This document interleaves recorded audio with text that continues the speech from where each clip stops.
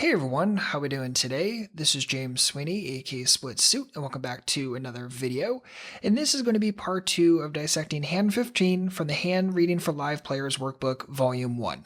And if you haven't seen part 1 of this video series yet, please pause this and go watch that first. Otherwise, a lot of the things we're going to talk about today just simply won't make a tremendous amount of sense. So start with part 1 first.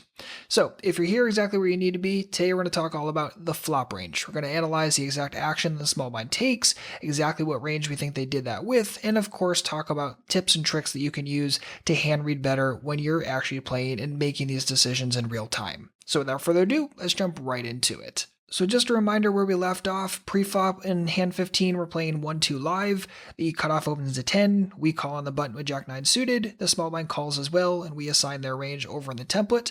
By the way, remember if you want to download this template you can do so for free at splitsuit.com/templates. It's a name your own price product, $0 works, and tips are also accepted and appreciated.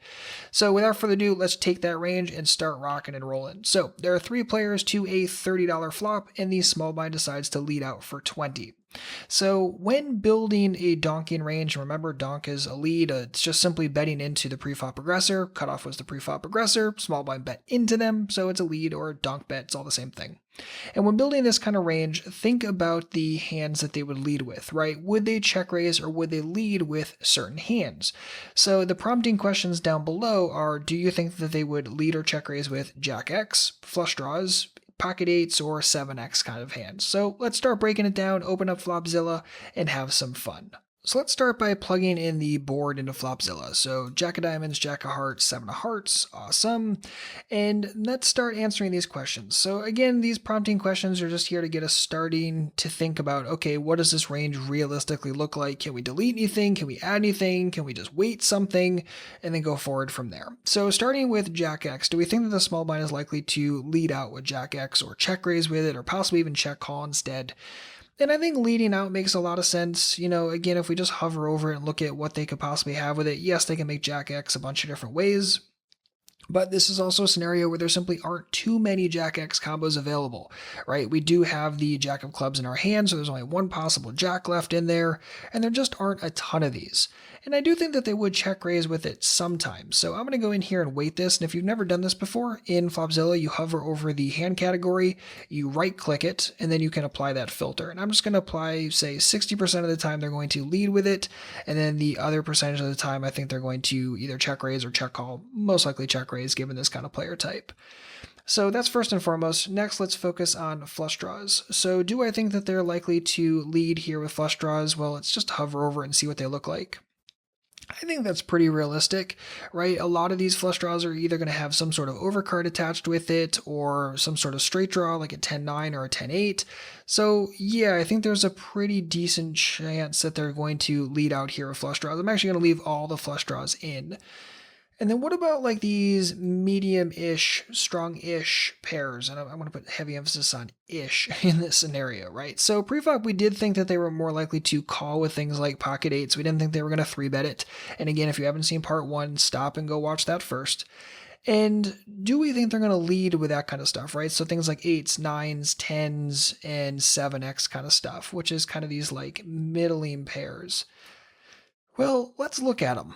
I think there's a decent chance that they lead with these kind of hands, right? I don't think that this kind of person is going to know what to do with 100% of them. I think there's a pretty decent chance that they lead sometimes, they check call sometimes. So I'm going to go in here and give a 50% filter, and I think that's probably pretty fair. And then just accept that, and we're good to go. And I don't think they're going to lead with total garbage. I don't think they're going to lead with naked ace high.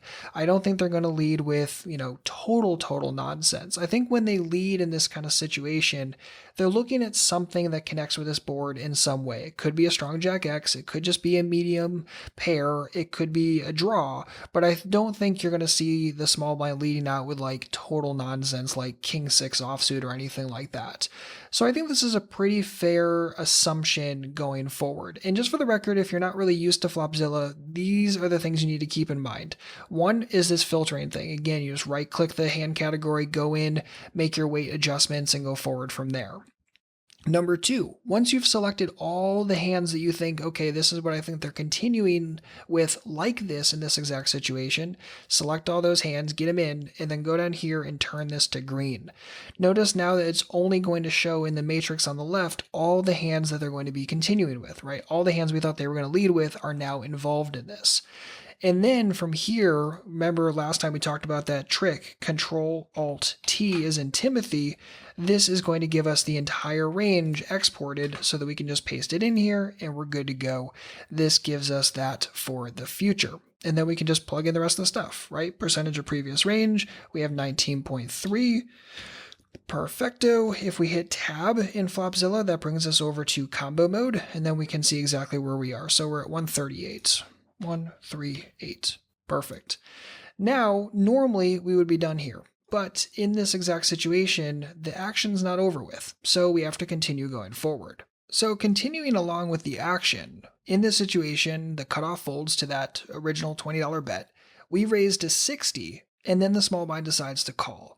So let's again continue this hand reading process and break it down and take this range that we built for the leading range and think about what is going to continue after we raise to 60 and what continues specifically by calling. So if we start with the prompting questions in the workbook, think about the hands of the small blind would re-raise with here. Are they more likely to flat or re-raise with Jack X, flush draws, or total air? Well, we didn't think there was too much air in that donking range in the first place, so we're not too concerned about that. But we're very concerned about would they flat our $60 raise with things like Jack X or things like flush draws or that kind of stuff. Now, again, I'm going to make some assumptions, and I'm going to carry these assumptions all the way through the hand, and if you disagree with them, that's totally okay. When you work through this hand on your own, or when you're playing in real time and you're making your own assessments and judgments, then yes, you just say, okay, this is exactly what I think in this scenario. Now, personally, if I'm looking at things like Jack X and the small blind has it, do I think they're more likely to 3-bet or call here? And to be honest, I think they're more likely to come over the top. So I think that's gone once they just decide to flat here. I think when they look at a board like this, they see a flush draw, they see a gut shot on board, I think you're going to see the small blind get very, very active with 3 of a kind. Now, full houses, maybe they occasionally have that, but I'm honestly going to reduce this down to probably like half. So just kind of going to go from there. Apply to all. Nope, filter. Apply to all. Accept. Okay. And what about middle pair? Well, I don't think they're going to 3-bet it, and I think they're actually pretty likely just to flat it in this scenario. Again, they're described as someone who never folds. I don't think they're magically going to find the fold button here for only $40 more. I think they're calling pretty much all of these 100% of the time. And the same thing with things like 8s, 9s, 10s. I don't think they're going to fold them, but I also don't think they're going to 3-bet them. So that's kind of where I'm at in this scenario. The other most important piece here really comes down to the flush draws. And again, are they going to play them aggressively by coming over the top here, or are they going to flat them more often than not, or are they going to flat some, 3-bet some? So what I'm going to do here is I'm going to get into the flush draws and I'm going to get rid of a couple of them. So I'm going to get rid of these big ones, right? And I think it's pretty fair to say that that's probably the case. So just going to get rid of those. We're going to probably get rid of the double overcard ones, right? Ace, queen, king, queen. I think if they had that, they're more likely to come over the top themselves. And let's see. Everything else I think is fair enough to say that they probably flat more often than not. So let's do that, accept, and I don't think that worked. Sometimes it's a little bit tricky. Boom, boom, boom. Actually, let's see, clear all, filter 0, apply.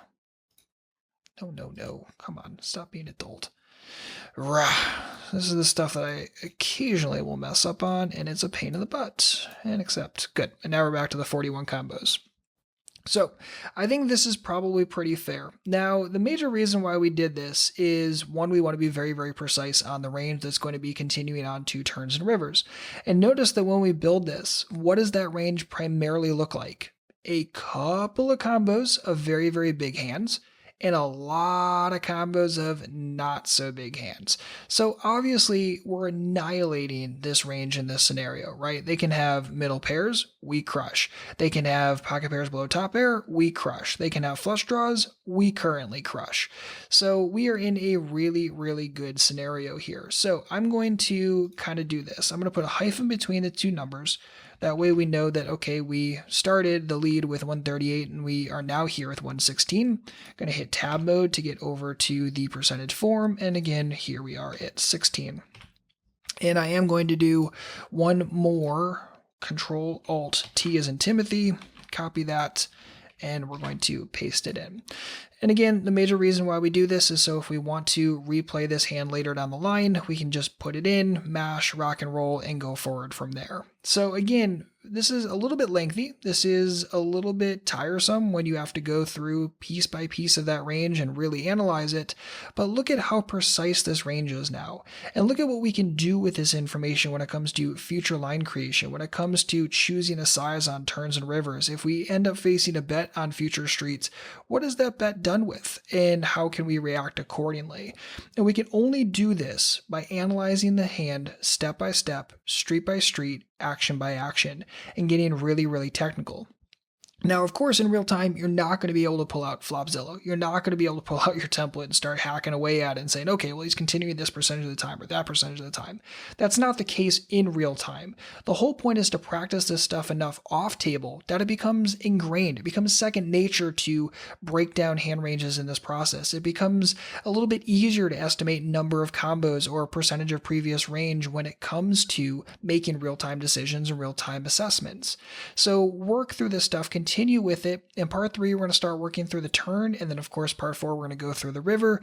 And we're really going to break this hand down and continue doing exactly what we're doing. So I'll see you back for part 3. We'll have some more fun. Again, if you're finding this a little bit complicated, a little bit tricky, that's okay. Bear with it. We're still going to get there. And remember, at first this is challenging, but over time it becomes much, much easier. So see you back for part 3 soon. And in the meantime, of course, good luck out there and happy grinding.